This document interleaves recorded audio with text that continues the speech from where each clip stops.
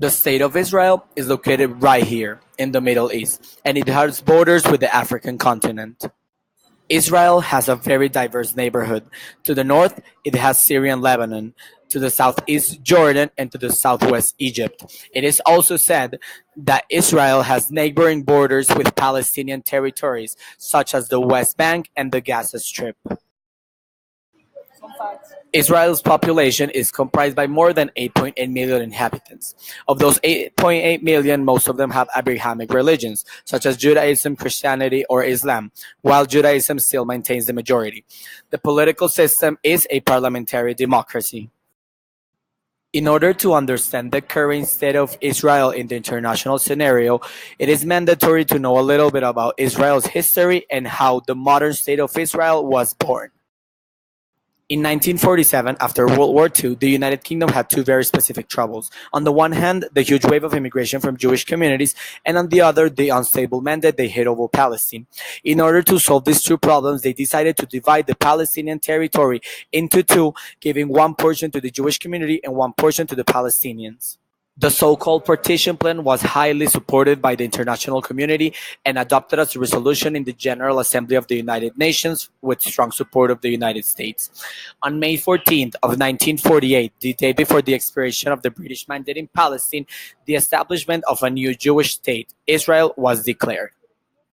As a result of the birth of Israel, four Arab states militarily intervened the territory with the alleged purpose of restoring law and order in the region, while Jews believed the action was aimed to slaughter their population.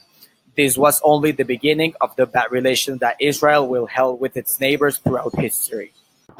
In order to understand the relationship between Israel and its neighbors and why tensions have been so high in the region, it is important to know about the results of the so-called Six-Day War. The Six-Day War, which took place in 1967, was a bunch of territorial disputes between Israel and its neighboring countries for economic and defensive purposes. After the war, Israel resulted winning with very few casualties, proving to the other states its development in military terms. After the Six-Day War, the borders of Israel were redefined. Israel took away the Sinai Peninsula and the Gaza Strip from Egypt, the West Bank from Jordan, and the Golan Heights from Syria. These changes renewed Israel's image in the region and tensions arose. After understanding the history of Israel and getting a glimpse at the conflicts that arose from history, it is important to know which of those still remain today and why those are now part of the foreign policy priorities of governors of Israel.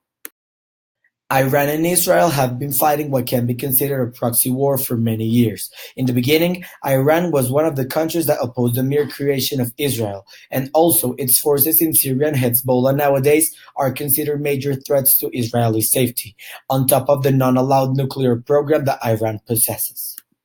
The Syrian civil war is now a major foreign policy issue for Israel for security reasons. Aside from the tensions in the Golan Heights, the bonds between Iran and the Lebanese Hezbollah with the Syrian dictatorial regime are a major concern for Israel. On top of that, Syria was a first-hand opposer of the birth of the Jewish state. Lastly, we have Israel's biggest burden, Palestine. The conflict between these two nations varies from matters such as territorial occupation, the legitimacy of the existence of Palestine, security measures because of the war, and lastly, such basic things as natural resources and water.